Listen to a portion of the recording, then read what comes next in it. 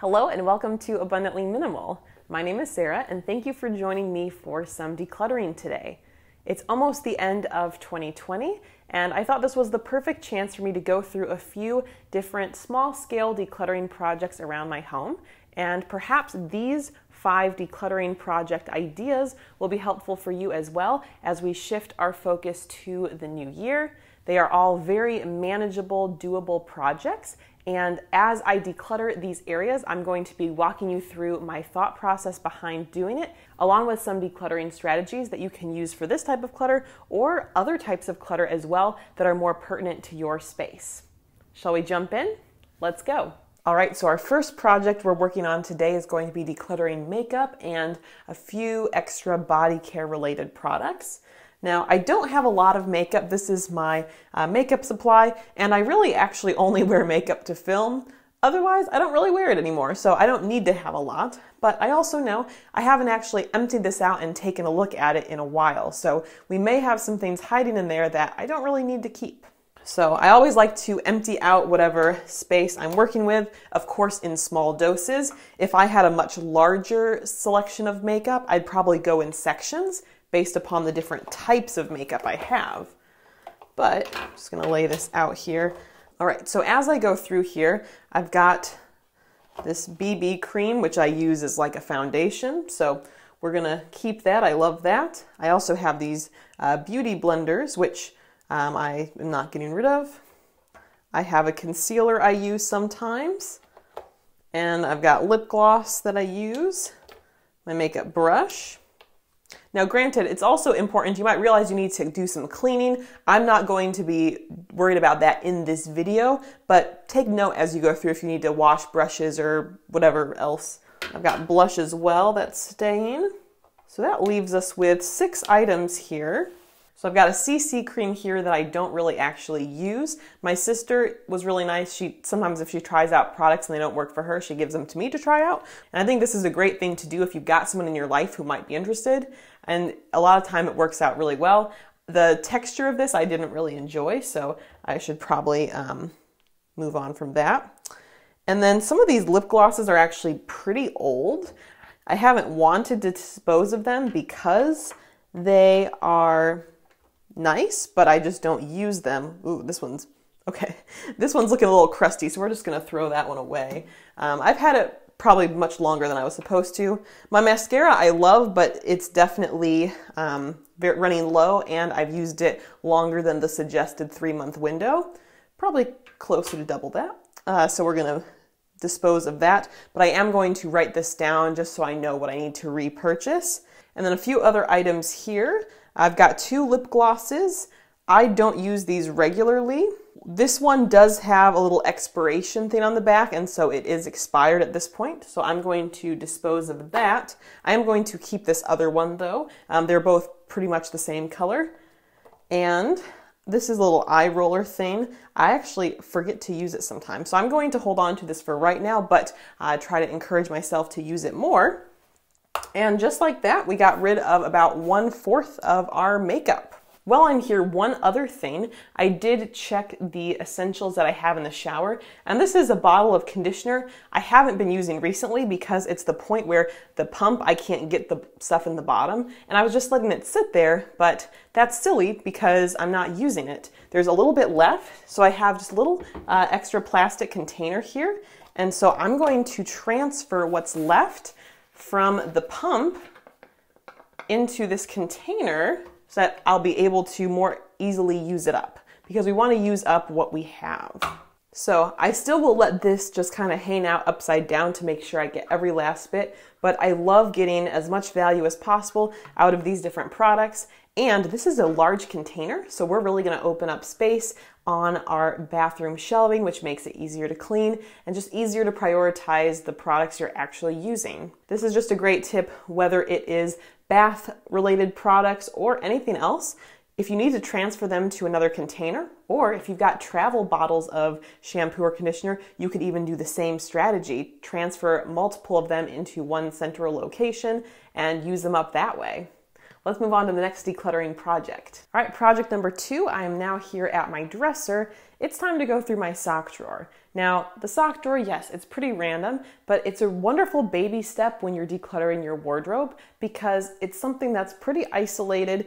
We don't usually have a strong sentimental attachment to our socks, and you can complete the project pretty quickly. So feel free to even look over yours while you watch this section of the video. As with the other section, I'm going to be emptying things out. Now, I have a confession to make. Prior to about 2 weeks ago, I actually had put off buying new socks for longer than I want to admit, and it got to the point where I just had one pair left that had no holes in it, at least when we're looking at like winter socks. I have some little light summer socks that are good with flats, but I wasn't including those. So I did buy a pack that had 8 pairs in it, and I didn't yet go through my other socks that have the holes. So I'm gonna pull these out of the drawer just so I can go through them with you. Now, there are 2 things I'm keeping in this drawer that I'm not yet going through right now, and that includes my swimsuit. I have some extra space in my sock drawer, so I leave my swimsuit in the back. And then I also have a few of extra of the summer socks. They were clearanced, so they came in a pretty big pack. So I just kept them in their packaging here in the back, just so I know not to go through them, and I work through a certain selection of them at a time. But all the socks you see here on the dresser are current socks of mine that I need to go through. And some of them I think are also lonely socks. I think they lost their match.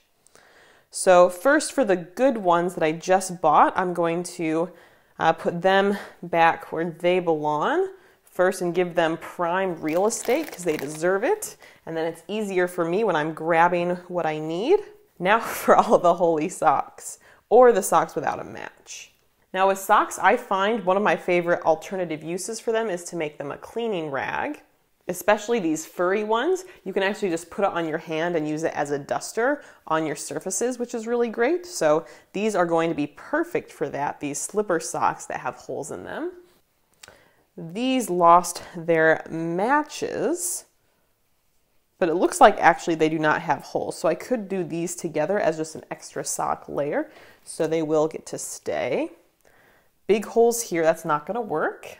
This was my one good pair I had left from before, so we will keep those. And then these are some of my summer socks. You can see they're tiny little flat socks. So I will tuck those away in the back because I won't be needing them until it warms up. So we're going to put those closer to the swimsuit in here. Now, any of you who've been watching for a while know that I'm definitely not an organization channel. I don't have a fancy organization system for you. You're in the wrong place for that, but definitely can walk through the decluttering strategies of it as we go. Okay, we've got some really bad holes here. So I'm just putting the reject socks in a pile here.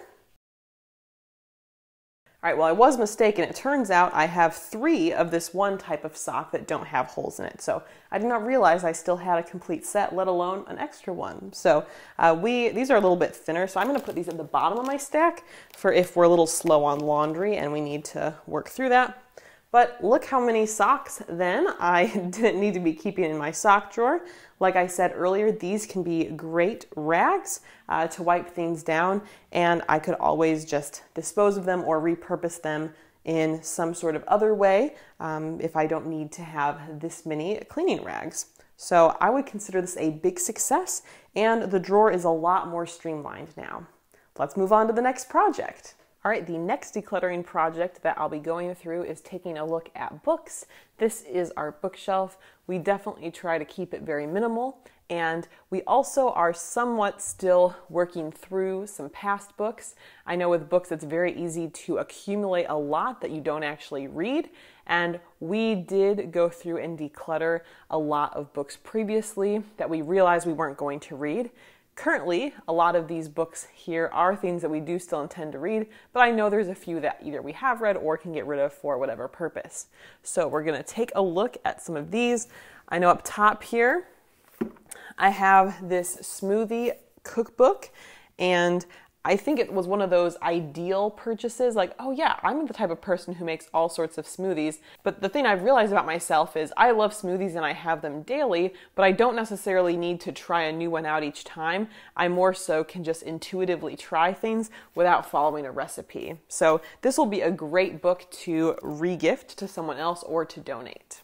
Speaking of regifting, this Star Wars book my husband received as a gift last year. He's a big Star Wars fan. And with that in mind, since he did look at it, he no longer needs it. It's not something he's going to return to. And he has another Star Wars fan in his life that would possibly enjoy this. So we are going to be including that as a gift. And again, I think regifting books is one of the coolest things ever. I love doing that, especially if I purchased the book myself. It's so fun to be able to give that as a gift and to share the experience, especially if you got a lot of value out of the book. Now, these books I did not actually purchase. Earlier this year, I had some hypothetical book talks with a publisher. I decided not to work with them for a few various reasons, but during the process, they sent me some different sample books just so I could kind of see how it worked and see some of the elements of them. So they definitely don't need to stick around past this year. So these are going to be donated. I didn't actually really read them, so I don't necessarily know how valuable or if there's someone in my life who would want them. So it's just easier to just donate. A lot of these books are history or education related, so many of them have not yet read, or they pertain to my work as a curriculum developer. So because of that, I'm keeping them for now. And the last book I'll be getting rid of is The Minimalist Home by Joshua Becker. I did read this book, and this book brings about a very happy memory for me back when Joshua Becker actually sent it to me, and I interviewed him on my channel, and that was overall a really great experience to get to work with him. But of course, I can remember that not necessarily just through the book, but through the video that lives on my channel. So to apply this sort of method to your life, feel free to document your memories in other ways that don't require the physical item. So that's where a photo or video can be so powerful, because it's stored digitally rather than having an item. That was a great way to just get rid of a few books here. Obviously, we didn't do a dramatic declutter, but this volume of books is about 1/5 of what we used to have, or maybe even 1/10 of what we used to have. So we're really happy with this size, and some of these things I just have to keep working through on my own for curriculum development. I'd encourage you, though, I know books are something that a lot of people have a strong attachment to. I got rid of 5 today, so I challenge you to work through that as well on your bookshelf. Could you find 5? Even if you have, hundreds of books, could you find 5 that you could regift or donate? Let's go to the next project. We are now on to our 4th decluttering project. I took a quick break to go for a walk before it became so dark, even at 4:30. But I'm going to now be decluttering some digital files because I know for me, this is my biggest struggle, especially running the 2 businesses.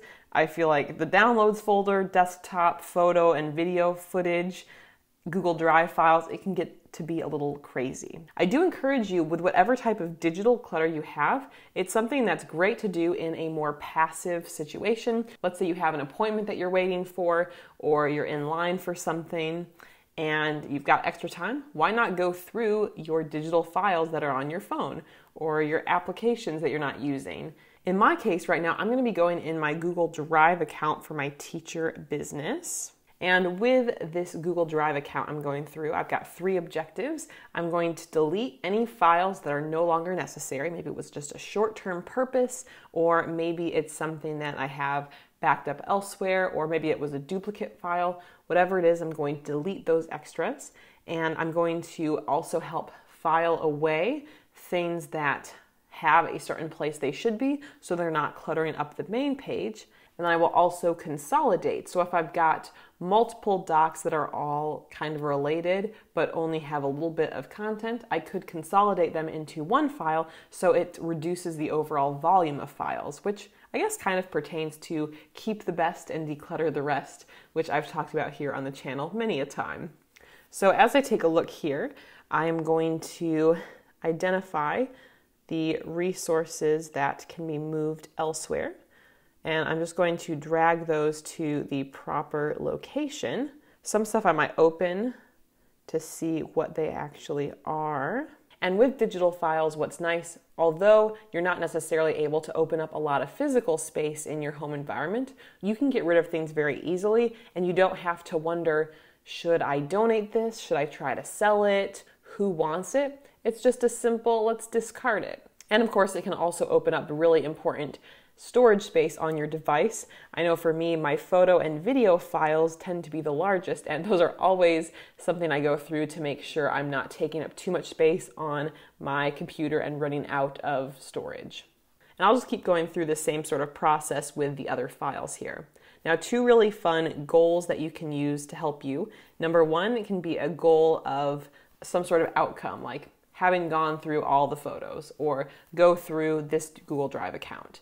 If you're just working generally one type of clutter, working through that, decluttering the desktop. However, you can also set a numbers-based goal. So if you have however many files, usually your computer or device will tell you, obviously don't count them, but it might tell you how many photos you have, for instance, and you can set a number-based goal. So maybe you have 1,000 photos on your device and your goal is to get rid of 10% of them. And it's probably likely you can get rid of more than 10% when you filter out the ones that aren't so good or maybe just a temporary purpose. And in doing that, you're going to be able to have a set goal you're trying to hit and work towards that, and I think you'll find it less overwhelming. Let's move on to the final decluttering project of this video. All right, we are here in the kitchen and it's time for project number 5, going through the fridge, freezer, or pantry.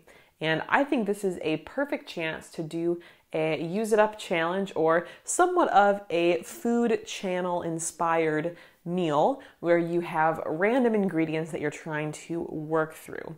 Now I do have my Instant Pot out because I'm feeling like a cozy soup will be a great way to take care of any random things that I can find that should probably be used up, and we can just throw them into the Instant Pot or whatever other cooking method you like to use to help the flavors all blend together and cook up nicely. So I'm going to see what I can find that might need to get used up, and I can put it in this soup. All right, I was able to find some ingredients. Now, these are specifically ingredients that I can use up with this meal. I'll be adding other things to it, but I won't be using it up. I'm going to be making a red curry noodle soup in the Instant Pot. And things that I found, I have this leftover pack of red lentils, so I'll be able to use these up. I also have a mostly empty box of rice noodles. Maybe there's like 1 or 2 servings left. And then I also have this random rice ramen pack. So why not put them together in this soup? I've got this red curry paste that's still good, but I definitely should use it up. So I can put that in the soup as well, and that will give the red curry flavor. Now, salsa is not traditionally in a red curry. However, this salsa my parents gave to me because it was clearanced, and we haven't finished it yet, and I think it expires. It expires in 2 days, so we're going to use it up while we can. And there's definitely, I think, red curry recipes often might call for some sriracha or other spicy things. So this is mild salsa, but it will add some heat to the dish as well, and I can just dump that out and use it up. And then this green pepper is a little soft. You know, it's still doable, but definitely not in its prime, and I don't want it to go bad. So I'll be incorporating these 6 ingredients and using them up completely in this dish, as well as some other ingredients around the house, and I'll show you the finished product. All right, and the soup is done in the Instant Pot. It looks so good. The red lentils kind of dissolved into the broth, and flavor's good. We also ended up using up a can of coconut milk, so that was also awesome for opening up space in the pantry. And we had some old carrots as well that I was able to put in here, so definitely a little bit of a party, and it made a huge portion. And I encourage you guys to clean out your pantry and see what you might be able to come up with as well. One additional thing, if you've got packaged snacks you're not going to eat, you could consider setting up some sort of station for anyone who's delivering a lot of packages and mail, especially this time of year. So we had gotten some Cliff Bars a while back that were meant to go for a certain donation program, and then there was an issue, so they were just sitting around. So we put these Cliff Bars out, and it's really cool because actually one of our condo neighbors also has added some supplies, and I just restocked, but so far it's been a big hit. And I just took a leftover cardboard box, and we had gotten some free sample wrapping paper, so I just put that around the box to make it a little bit more festive. Well, we did it. Thank you so much for sticking around with me as I went through these decluttering projects. If you are new to decluttering, you'll definitely want to check out my free resource, the 10-step plan to start your decluttering journey. This resource is a must if you are new to this, if you're a decluttering newbie and you're looking for a little bit of guidance of how you start the right way. Certainly there's so many different ways that we can declutter, but if you don't have a solid framework in the beginning, you might not be as successful as you'd like to be. So definitely check out that free resource. It's in the description field of this video, and I hope you'll consider checking out some of our other past videos or subscribing to the channel. I'll see you guys next time. Bye.